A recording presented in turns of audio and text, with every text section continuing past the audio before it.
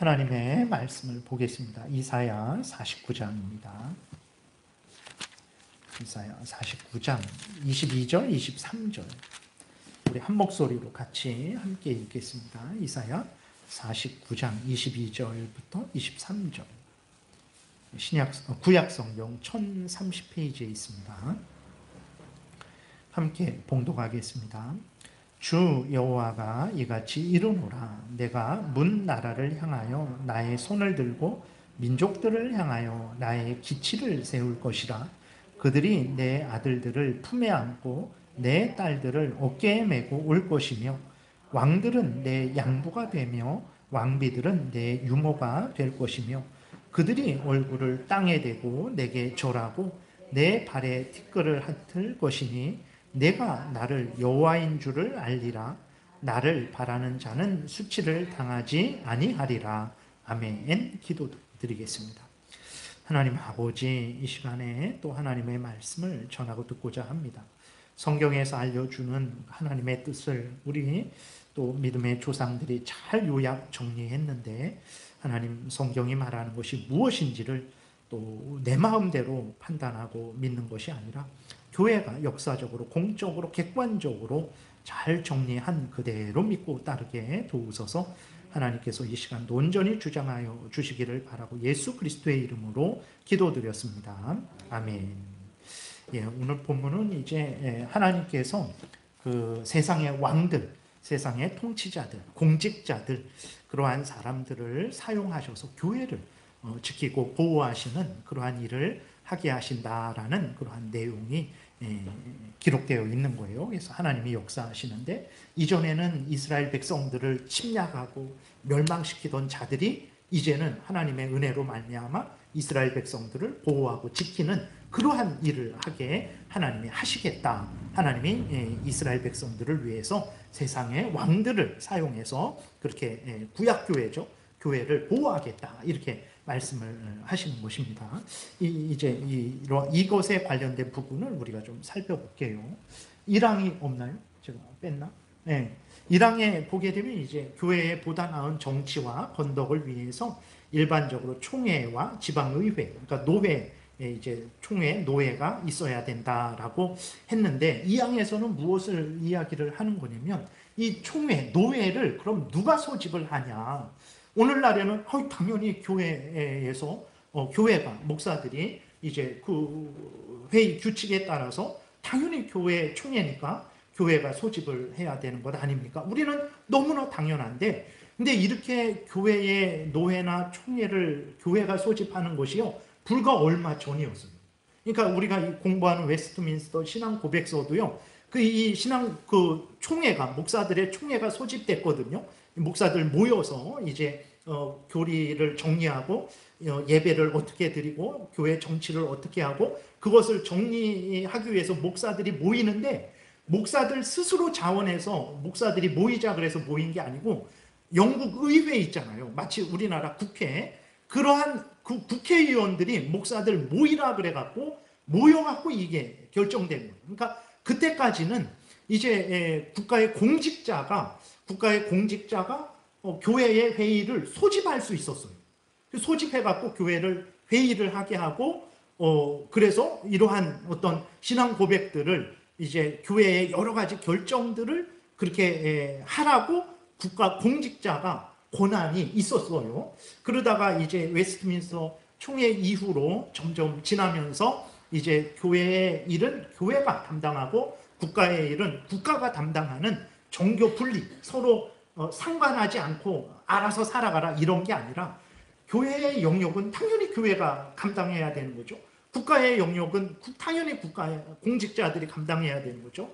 그래서 서로 영역을 침범하지 않고 각각의 영역을 존중하고 각각의 영역에서 각각의 일을 하되 상호 협조하고 상호 존중하고 그러한 그게 정교분리지 교회에서는 정치 얘기 하나도 하지 말아라. 그게 정교분리 아닙니다. 당연히 정치인들이 잘못하면 교회가 정말 그 정치인 예를 들어서 동성애 같은 거 차별금지법 같은 거 제가 지난주에 그 좀 잘못 말씀드린 거가 있는 것 같아요. 한동훈 장관이 이렇게 그 동거혼을 이렇게 적극 그렇게 추진한 것보다는 우리나라에서 이 지금 정부에서 작년에 그러한 뭐 그 결혼, 출산 뭐 이러한 위원회가 만들어져 갖고 동거 제도를 적극적으로 검토하겠다 그랬어요. 그래서 이 정부에서 그 동거 제도를 적극적으로 지금 검토하고 언제 그렇게 동거가 참 법적으로 그렇게 인정될지 모르겠습니다. 근데 아마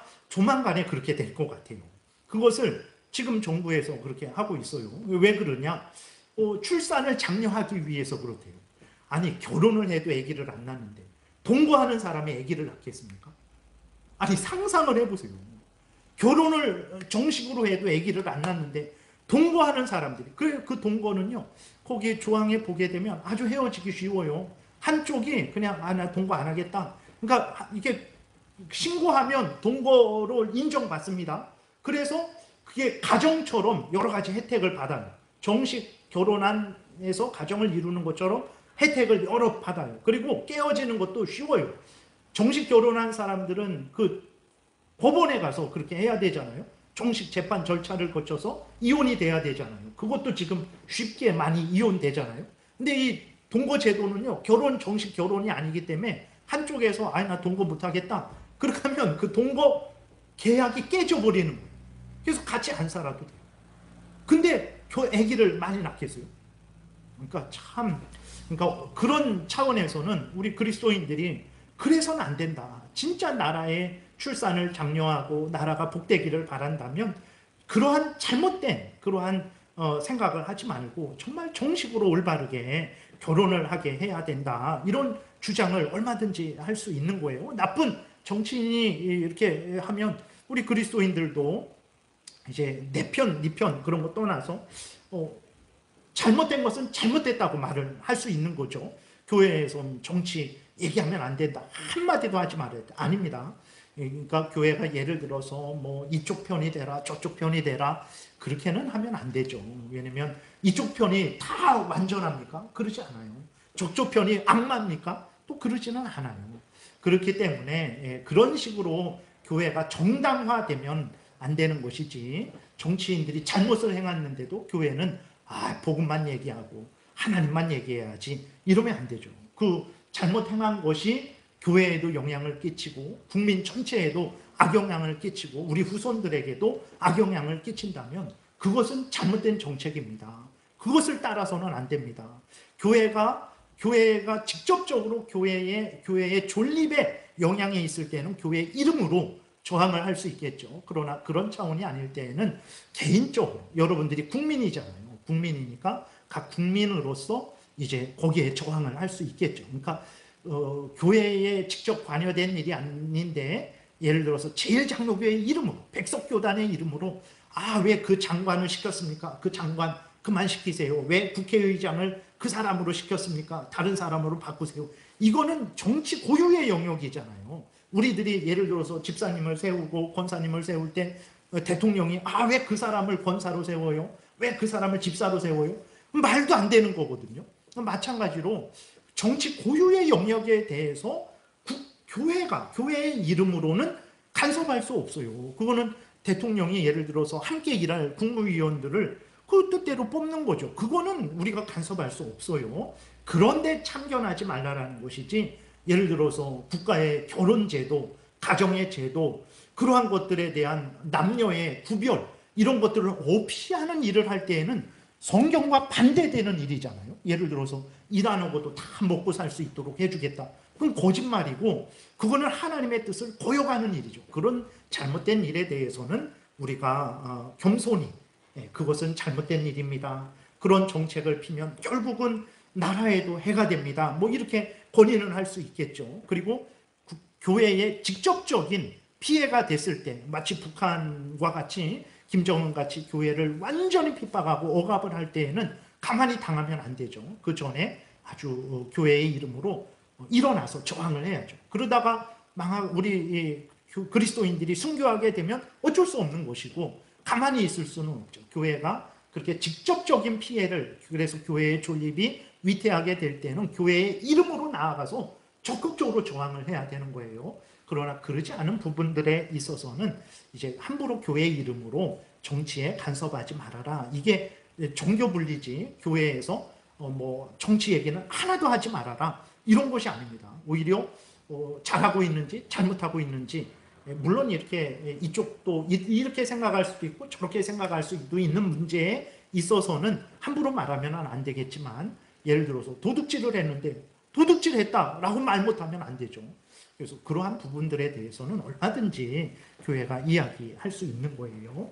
그러니까 다시 돌아오면, 이렇게 교회의 회의를 하는데, 총회를 하고 노회를 하는데, 이전에는 국가의 공직자가 그렇게 교회의 목사들 모여라, 총회를 해라, 노회를 해라, 이러한 권한이 있었어요. 그래서 이 웨스트민스터 신앙고백서가 1643년도부터 해서 49년도까지 그렇게 이게 만들어졌는데, 이 총회가 그렇게 길게 총회를 했거든요. 그때까지만 해도 1640년대 그때까지만 해도 이렇게 여기 나와 있는 대로 국가 공직자가 교회 회의를 소집할 권한이 있었어요. 여러분, 예를 들어서 오늘날에 윤석열 대통령이 뭐 백석교단의 목사님들 모이세요, 회의를 좀 하겠습니다, 뭐 이렇게 하면은 좀 이상하잖아요. 근데 예전에는 그게 하나도 이상하지 않았어요. 우리 한번 그 교회의 회의를 누가 소집할 수 있냐에 대해서 이 양이 말을 하고 있는 것이거든요. 함께 읽겠습니다. 국가 공직자들은 종교적인 일들에 관하여 의논이나 조언을 하기 위해 목사들과 그 밖에 적합한 인물들의 총회를 합법적으로 소집할 수 있다. 그러나 국가 공직자가 교회에 대해 공적인 적대 행위를 할 경우에는 그리스도의 목사들이 그 직무상의 효력에 따라 그들 스스로 또는 그들의 교회로부터 위임받은 적합한 대표들과 함께 별도로 모여 회의할 수 있다. 이렇게 됐습니다. 그래서 이게 1729년 그때에는 그 미국에서 어떻게 됐냐면, 1788년 그때에는 어떻게 됐냐면, 이게 삭제됩니다. 국가 공직자들은 종교적인 일들에 관하여 의논이나 조언을 하기 위해서 목사들과 그 밖에 적합한 인물들의 총회를 합법적으로 소집할 수 있다라는 이 조항이 삭제가 돼요. 그래서 그럼 누가 그 총회를 소집하냐, 누가 교회 회의를 소집하냐? 오직 그 교회의 목사들 아니면 그 대표들이, 교회로부터 위임받은 대표들만에 의해서 교회의 회의를 소집할 수 있다로 그렇게 바뀌어요. 근데 그래서 오늘날에는 이것을 아직도 국가의 그 공직자가 교회 회의를 소집할 수 있다라는 것을 주장하는 사람들도 있고, 그건 안 된다, 이제는 이렇게 시대가 발전하고 교회는 교회로서의, 국가는 국가로서의 영역이 분명하게 세워졌으니까 그 국가의 공직자가 교회의 회의를 소집할 수 없다라고 그 미국에서 변경된 그것을 따르는 사람들도 있고, 두 개를 같이 받는 사람들도 있어요. 그래서 그냥 그렇게 참고하시면 됩니다. 근데 여기에서 국가 공직자들이 교회 회의를 소집할 수 있다라고 했을 때, 국가가 교회 위에 있으니까, 교회는 국가의 지배를 받아야 되니까 당연히 국가의 왕이, 통치자가 권한이 더 세고, 그러니까 그 교회를 국가의 왕이 좌지우지할 수 있다. 그러니까 국가의 왕이 교회 회의를 세울 수 있다. 마치 김정은처럼 절대 권력을 가졌으니까 김정은이가 교회도 뭐 마음대로 세우고 없애고 마음대로 하잖아요. 그러한 차원에서 그 국가 공직자가 종교적인 일들에 관한 회의를 소집할 수 있다라고 말하는 게 아니고, 오늘 우리가 읽은 대로 국가의 왕은 국민들을 보호하는 거거든요. 국민들을 보호하는 일인데, 그 국민들 안에 교회도 포함되어 있는 거예요. 그러니까 교회가 국가 밑에 있기 때문에 국가 왕이 마음대로 하는 게 아니라, 국가의 왕은 그 나라에 속한 모든 사람들, 모든 단체들을 보호하는 일을 하는 거잖아요. 그러한 차원에서 교회를 보호하기 위해서, 교회를 더 좋게 하기 위해서 이제 국가 공직자로서 교회 회의를 소집할 수 있다라고 그렇게 말을 하는 것이지, 교회가 국가 밑에 있기 때문에 당연히 국가의 지배를 받아야 하니까 국가 왕이 마음대로 할 수 있다, 이런 의미가 아닙니다. 교회는 교회로, 국가는 국가로서의 영역이 있는데 국가는 더 넓죠. 모든 국민이죠. 교회는 하나님 예수 그리스도를 믿는 성도들만 이게 구성된 거죠. 근데 이 국가에는 모든 국민들이기 때문에 그 모든 국민들에 속한 교회를 보호하는 차원에서 이제 국가 왕이 교회의 회의를 소집할 수 있다라고 그렇게 한 것이지, 교회가 국가 밑에 있기 때문에 국가 왕이 마음대로 할 수 있다라는 차원은 아닙니다. 그래서 우리가 이사야 49장 읽은 말씀도 하나님이 국민들을 보호하는데, 이스라엘 백성들을 보호하는데 하나님이 그 왕들을 사용하시기도 하시거든요. 그런 차원의 예를 든 거예요. 디모데전서 2장 1절에 보게 되면, 넘겨보세요. 그 다음 디모데전서 2장 1절에 함께 같이 읽겠습니다. 그러므로 내가 첫째로 권하노니 모든 사람을 위하여 간구와 기도와 도고와 감사를 하되 임금들과 높은 지위에 있는 모든 사람을 위하여 하라. 이는 우리가 모든 경건과 단정함으로 고요하고 평안한 생활을 하려 함이라 그랬어요. 경건한 것은 이제 하나님을 잘 섬기는 모습을 경건하다 이렇게 말을 하죠. 단정하다라는 것은 우리가 절제하고 올바르게 살아가는 것을 이야기합니다. 근데 우리가 하나님을 잘 섬기기 위해서는, 우리가 올바르게 단정하게 이 땅에서 삶을 살아가기 위해서는 어떻게 해야 됩니까? 사회가 질서가 잘 유지돼야 되죠. 혼란하고 어지러워 보세요. 도둑 이렇게 지나가다 보면, 남미 그런 데서는요, 아직도 사람이 이렇게 지나가는데 오토바이 타고 와서 갑자기 한 명 내려서 권총으로 하고 뺏어갖고 그냥 이렇게 오토바이 타고 도망가요. 어디 길거리를 가도 그런 일이 허다합니다. 시골이라고 안 그런 게 아니라 시골에도 그러고 도시도 그러고. 그러면 우리가 신앙생활 잘 할 수 있겠습니까? 교회에 오려고 하는데 오다가 지갑을 빼앗겨서 차를 타고 못 오는 그런 경우도 있고. 그러니까 예배를 드릴 수가 없어요. 그런데 우리가 잘 예배를 드리고 올바르게 살아가기 위해서는 사회 질서가 잘 유지돼야 되는데, 그럼 이 사회 질서는 누구에 의해서 이 사회 질서가 유지됩니까? 그거는 국가의 통치자에 의해서 이 사회 질서가 유지되는 거죠. 그렇기 때문에 우리가 그 국가의 통치자를 생각할 때에 나의 원수로, 우리 교회의 원수로, 내가 싫어하는 정치인이니까 나의 원수로만 생각하면 안 돼요. 일단 뽑기 전에는 이 사람이 뽑히기를 위해서 우리가 선거운동하고 개인적으로 기도하고 뭐 그럴 수 있어요. 그런데 뽑힌 다음에는 어떻게 해야 됩니까? 내가 싫어하든 좋아하든 그 사람은 이 나라를 통치하는 통치자예요. 그리고 우리를 대표하는 국회의원이에요. 그러면 어떻게 해야 됩니까? 그들을 위해서 기도해야 돼요. 올바로 통치하도록, 올바로 입법하도록. 근데 내가 싫어하는 정치인이 그렇게 당선됐어요. 싫죠? 싫으니까 기도도 안 해요. 맨날 저주만 해요. 나 뭐 걸어가다 넘어져라, 뭐 실패해라, 뭐 나중에 감옥에 가라. 맨날 저주만 해요. 기도하지 않고. 저주한 대로 그 통치자가 하나님의 은혜를 못 받아요. 그래서 엉망으로 이 나라를 다스려요. 누구 손해일까요? 우리 손해예요. 우리 손해. 그러니까 우리가 그 통치자가 올바로 통치하도록 그렇게 하나님 앞에 기도하고 잘못되지 않도록 하나님께서 지혜를 주시도록 그렇게 기도하면, 그래서 내가 싫어하는 정치인이라도 그렇게 기도해야 돼요. 그래서 그 정치인이 잘못된 정치, 잘못된 생각 안 하고 올바르게 상식적으로 그렇게 통치하게 되면 우리 교회가 평안해지는 거예요. 질서가 유지되고 우리가 마음껏 멀리서도 교회에 오는데 아무런 강도도 안 만나게 되고, 여기 모였을 때 강도가 갑자기 들이닥치지도 않고 안전하게 예배를 드릴 수 있게 되는 것입니다. 그래서 국가의 통치자가 교회를 그렇게 보호하는 일을 하는 거예요. 그런 차원에서 이제 국가의 통치자가 교회의 회의를 소집할 수 있다. 교회를 위한 회의를 소집할 수 있다. 이렇게 말을 하는 것입니다. 역대하 19장에 보게 되면 여호사밧 왕이 있는데, 왕이잖아요. 왕인데 막 레위 사람들, 제사장들을 뽑아갖고 올바르게 하나님의 말씀을 전하게 하고 올바르게 재판을 하게 해요. 그러니까 나라가 안정이 돼요. 그런 차원에서 오늘날에는 나라의 대통령이 교회를 위한다? 이런 일은 거의 없어요. 그런데 구약 때에도 그렇고 예전에도 그렇고 그런 일들이 이제 그러한 올 좋은 일들이 있었죠. 역대하 19장을 한번 우리 읽어보겠습니다. 8절부터 11절 교독하겠습니다.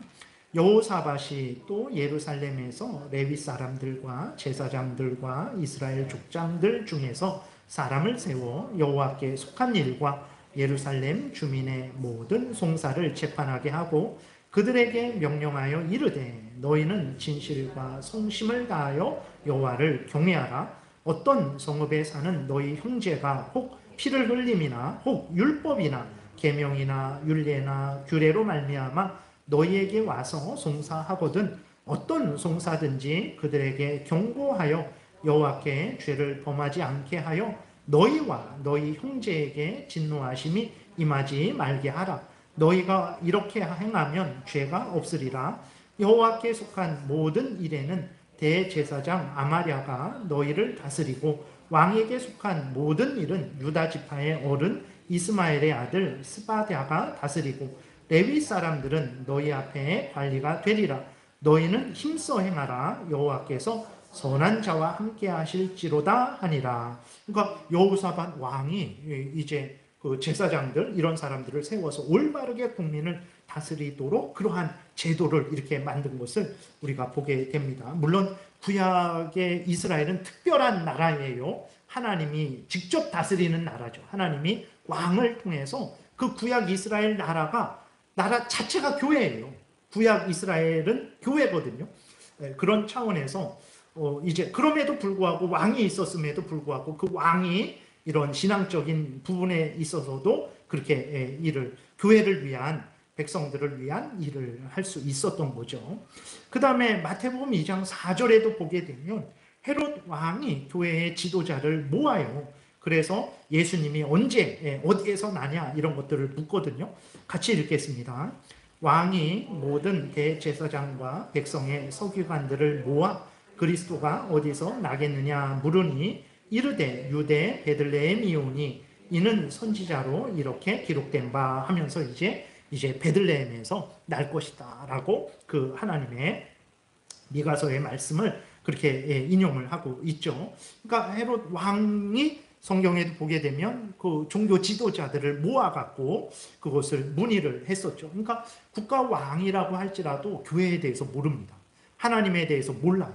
교회를 어떻게 운영해야 될지 몰라요. 그래서 당연히 국가 왕이 자기 마음대로 하지 않고 이제 목사들을 모이게 해서 그 목사들로 회의를 하게 하고 교회를 위한 회의를 하게 하도록 돕는 것은 그건 왕으로서 마땅한 통치자로서 마땅한 일이죠. 그래서 잠언 11장 14절에도 보게 되면 지략이 없으면 백성이 망하여도 지략이 많으면 평안을 누리느니라 그랬어요.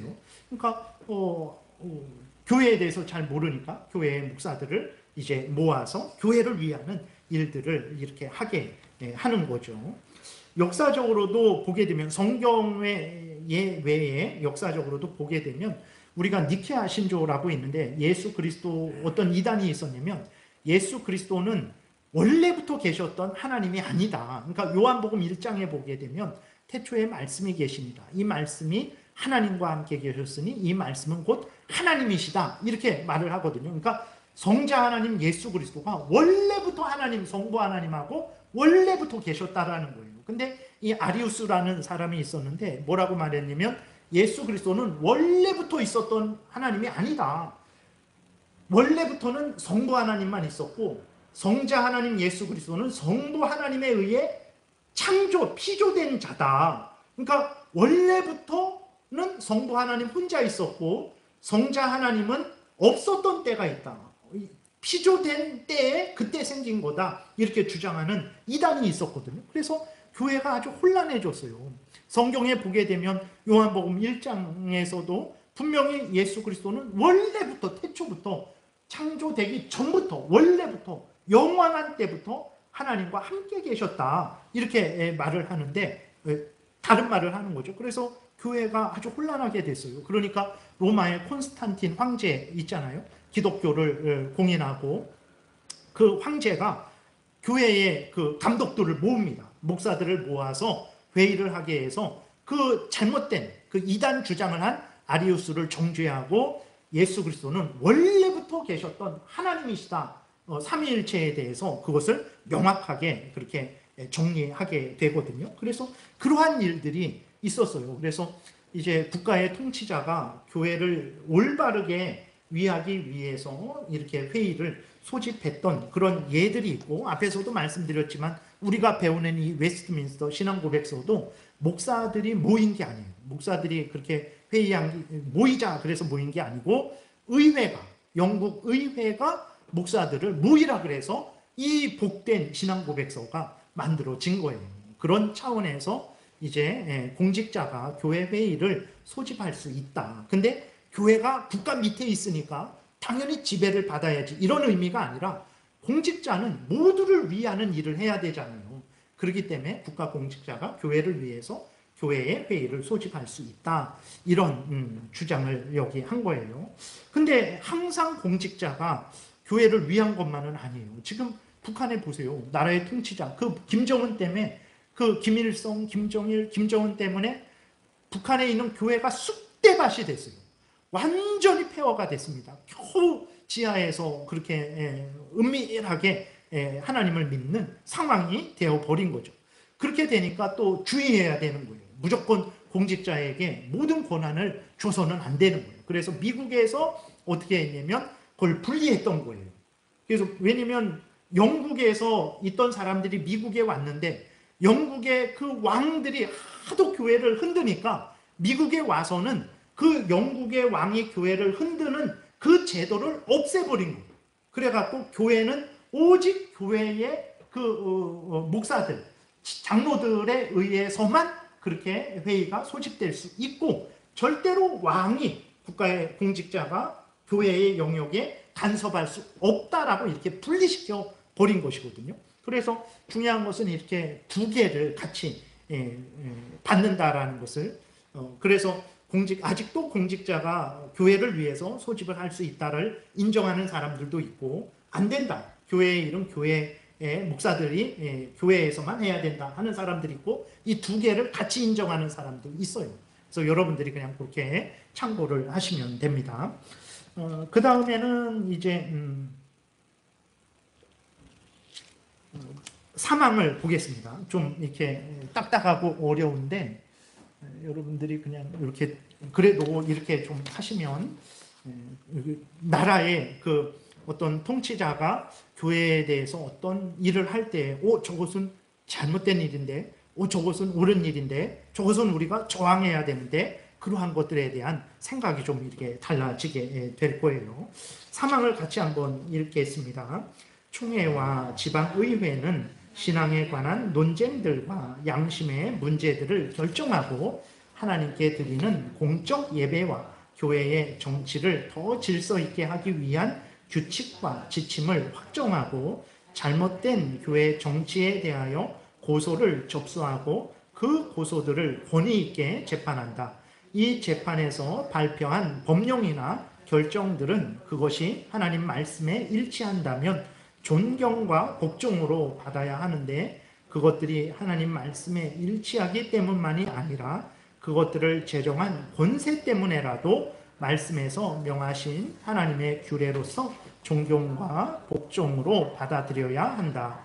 무슨 얘기냐면 이제 교회가 회의를 하잖아요. 노회를 하고 총회를 하는데, 당회를 하는데, 그러면 거기에서 다룰 일이 무엇이냐 그랬을 때에 앞에서 말씀드린 대로 당연히 교회의 당회, 그 다음에 교회들의 모임인 노회, 노회들의 모임인 총회에서 다룰 일이 뭐냐 그랬을 때 당연히 교회에 관한 일들을 다뤄야 된다라는 거예요. 신앙에 관한 일들을 다뤄야 된다라는 거예요. 당회로 모였는데 여기에서 대통령을 다음에 누구를 뽑을까? 우리가 누구에게 표를 줄까? 그런 얘기는 교회의 회의에서 할 일이 아니라는 거죠. 그러니까 교회에 직접적인 어떤 영향이 없을 때에는 그러한 일을 다루는 게 아닙니다. 교회 회의는 당연히 교회 회의를 다뤄야 되는 거죠. 국가에 어느 장관이 세워졌는데 그 장관을 떨어뜨려야 되겠다, 이 사람을 장관으로 세우도록 압력을 넣어야 되겠다, 그런 정치적인 세상적인 일을 다루어서는 안 된다라는 거예요.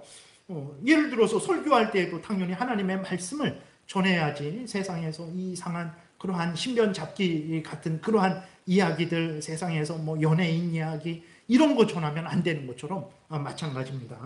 그래서 신앙에 관한 논쟁들, 그러니까 우리가 지난번에 살펴봤던 대로 사도행전 15장에서 보게 되면 오직 예수 그리스도를 믿음으로만 구원 얻는 게 성경이 말하는 건데, 그건 잘못된 사람들이 들어와서는 할례도 받아야 구원 얻는다 이렇게 하니까 교회가 막 문제가 됐잖아요. 그러면 어떻게 해야 되냐, 그 바른 교리가 뭐냐. 그래서 그러한 일을 해결하기 위해서 교회 회의가 모이는 것이라는 것입니다. 그리고 양심의 문제는 뭐냐면, 우리의 양심은 무엇입니까?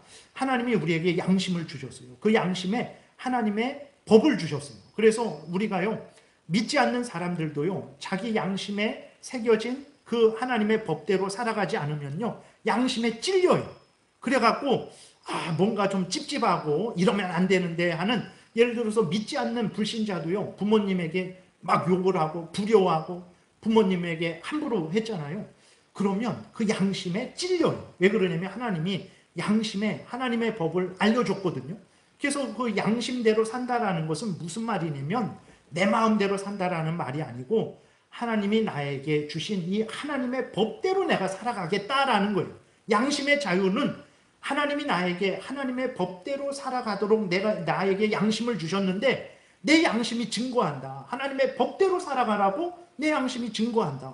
그래서 나는 하나님의 법대로 살아가겠다. 당신이 대통령일지라도 나한테 함부로 하나님 믿지 말아라, 예배 드리지 말아라, 불교를 믿어라, 절에 가라 함부로 말하지 말아라. 나는 하나님 앞에 선 자고 하나님이 나에게 주신 양심대로, 하나님의 법대로 나는 하나님의 뜻을 따라서 살아가겠다. 이게 양심의 자유인 거예요.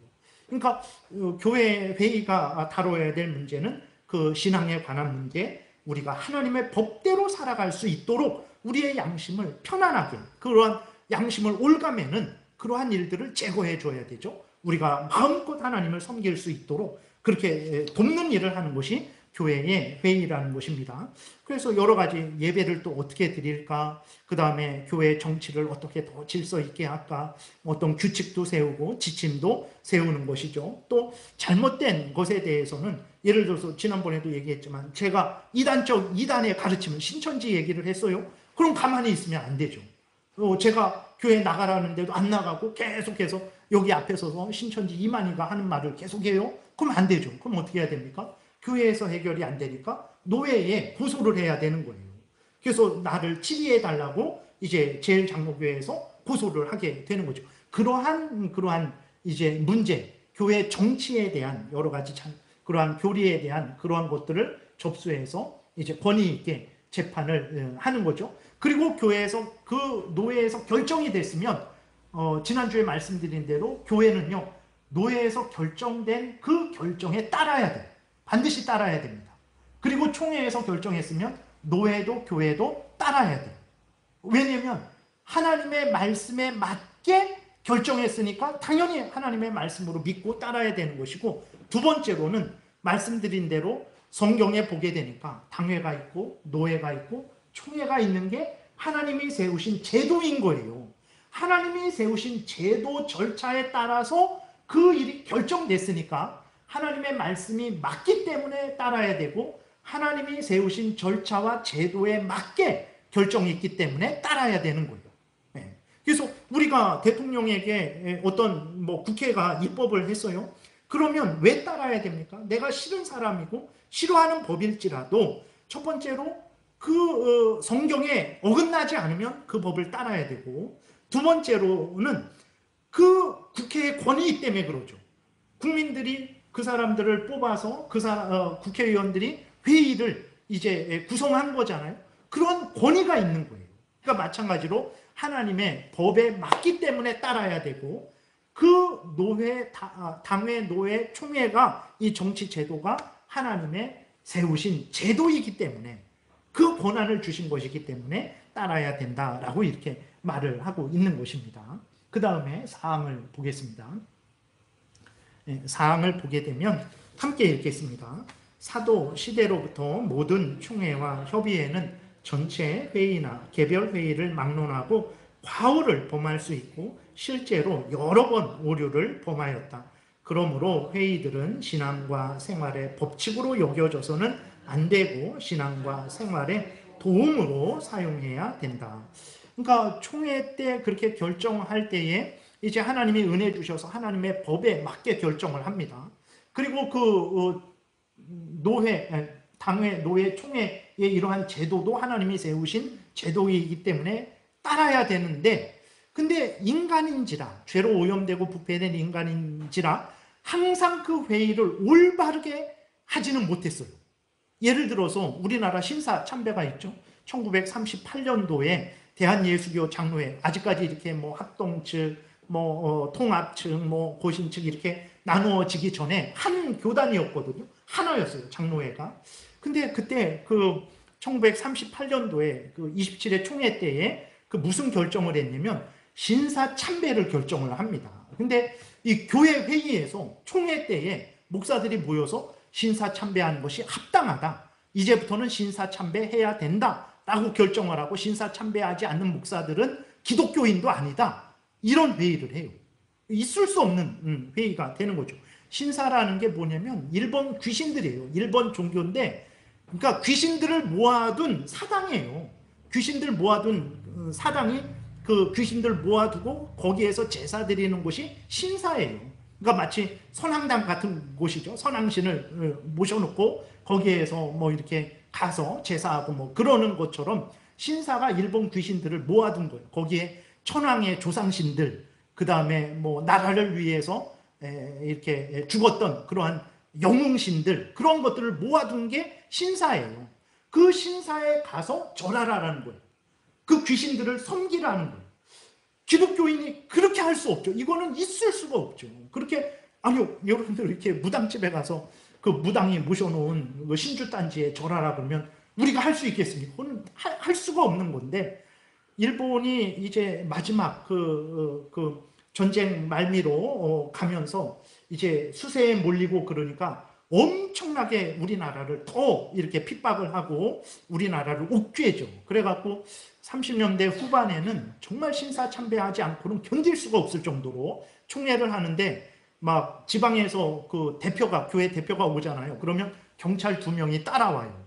그래서 여기 앉았으면 그 대표 옆에 경찰 2명이, 일본 경찰 2명이 앉아요. 그리고 이 밖에 그 총회할 때 밖에 그 무장 군인들, 경찰들 있고, 안에도 경찰들 있고, 요 앞에 칼찬 경찰들 앉아 있고, 그런 가운데 총회를 하는 거예요. 그래도 신사참배하면 안 되죠. 근데 어쨌든 그 교회 총회에서 신사참배로 결정을 했어요. 그러니까 그러한 잘못된 경우도 있다라는 거죠. 그렇기 때문에 항상 그 총회에서 결정한 그 총회 제도가 하나님이 세우신 제도지만 올바로 성경에 맞게 결정했는지를 확인해야 되고, 성경에 맞지 않는다면 그것을 따르면 안 되는 거예요. 그때 안 따랐던 사람들이 이제 우리가 잘 아는 대로 주기철 목사님, 뭐 손양원 목사님, 이러한 이름이 알려지지 않은 다른 그러한 여러 목사님들이 계셨고, 심지어 이제 그러한 신사참배에 참여했던 사람들이 이제 한경직 목사님, 다른 목사님 다 그렇게 신사참배했던 사람들이에요. 그러니까 그때 되면 여러분 그 어떠시겠어요? 여기 군인들이 총 들고 칼 들고 이게 칼 차고 있고 내 옆에 다 앉아 있고 안 하면 죽인다 그러고, 그래도 여러분 신사참배 안 하시겠습니까? 그러니까 참 함부로 그 당시 신사참배에서 뭐 함부로 말할 수는 없죠. 원칙적으로는 하지 말아야 됩니다. 안 하는 게 당연한 건데 우리 인간이 그렇게 연약한 거예요. 그러한 시험에 들지 않기를 위해서 기도해야 되고, 사실은 그러할 때 그래서 하나님이 항상 우리에게 말씀을 하시는 것이 나를 섬기고자 하느냐? 그러면 마음과 뜻과 정성과 목숨을 다해라. 아비나 어미를 더 사랑하지 말아라. 형제나 자매를 더 사랑하지 말고 자식이나 아들이나 딸을 더 사랑하지 말아라. 나를 제일로 사랑해라. 너의 목숨도 더 사랑하지 말아라. 너를 부인하고 너의 십자가를 지고 나를 따르라. 그러지 않는 사람은 나에게 합당하지 않다. 그렇게 말씀을 하신 거예요. 그러니까 내 목숨을 더 사랑하니까, 나의 인생을 더 사랑하니까 여기서 죽으면 안 되는데 그럼 당연히 신사참배 해야지 하게 되는 거예요. 그러니까 하나님을 제일 우선 중심으로 사랑하지 않으면 어떤 결정적인 순간에는 이제 잘못되게 되는 것입니다. 그래서 이제 그것을 이야기한 것이고, 우황을 하고 마무리하겠습니다. 앞에서 우리가 그 사망에서 했던 것을 좀 다시 한번 보는 건데 읽겠습니다. 충회나 협의회는 교회적인 사건 이외에는 어떠한 일도 처리하거나 결정할 수 없다. 다만 비상시국의 경우에는 겸손한 청원으로 하고 또한 국가 공직자가 요청하는 경우에는 양심에 따라 조언하되 그 이외에는 국가와 관련된 사회적 일에 간섭해서는 안 된다. 앞에서 말한 대로 어떤 정치에게 아무것도 하지 말라라는 게 그런 차원이 아니고 우리의 권한이 아닌데 그건 국가 고유의 권한인데 함부로 간섭하지 말라라는 거예요. 대통령이 왜 예배는 11시 드립니까? 왜 예배는 2시 반에 드립니까? 7시에 하세요. 그거는 할 수 없는, 그건 우리의 권한인데 그렇게 하면 안 되는 것처럼 우리 교회도 대통령의 정치의 고유 영역에 대해서는 함부로 말하면 안 돼요. 개인으로는 국민으로서 그리스도인된 국민으로서는 말할 수 있지만 교회 이름으로 공적으로는 그렇게 함부로 할 수 없는 거죠.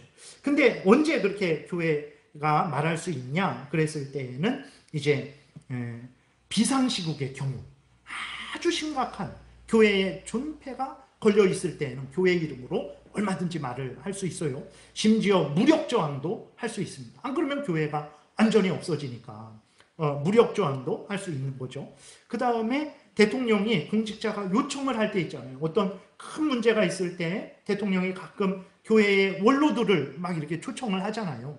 그럴 때 얼마든지 가서 그때에는 국가적인 일인데 우리 기독교인이 봤을 때 하나님의 말씀에 근거해서 봤을 때 이거는 이렇고 저거는 저렇고 이거는 잘못되고 저렇게 하는 것이 올바른 일입니다 라고 그때에는 국가적인 일이지만 그 대통령이 요구를 했잖아요. 도와달라고. 그러면 성경에 근거해서 그렇게 말을 할 수 있다라는 거죠.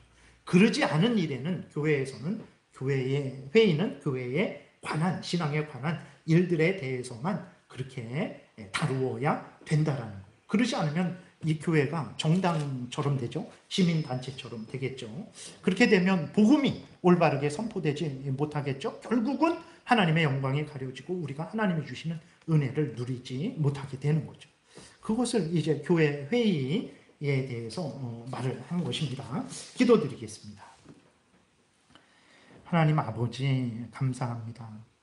참 성경은 참 어떻게 보면 분량이 작은데 그 작은 분량이지만 성령의 인도하심을 받고 우리가 성경을 자세히 살펴보니 우리의 신앙생활에 있어서 아주 자세한 부분까지도 세밀하게 우리에게 알려주고 있고 또 가정생활, 직장생활, 모든 국민으로서의 삶까지도 세밀하게 원리적으로 우리에게 알려주어서 얼마든지 풍성하게 응용하고 적용해서 이 땅에서 올바르게 신앙생활하고 올바르게 모든 삶을 일상을 살아갈 수 있게 하신 것을 우리가 새삼 깨닫게 됩니다. 하나님 우리가 그러니 더욱 성경에 창념하게 도우시고 성경에서 알려주는 대로 믿고 신앙생활, 가정생활, 직장생활 모든 삶을 살아가게 도우소서. 그 인생이 참 복된 인생이 되고 그 인생이 다른 사람을 가장 유익하게 하며 그 인생이 하나님의 영광을 드러내게 될 줄 믿습니다. 감사드리고 예수 그리스도의 이름으로 기도드렸습니다.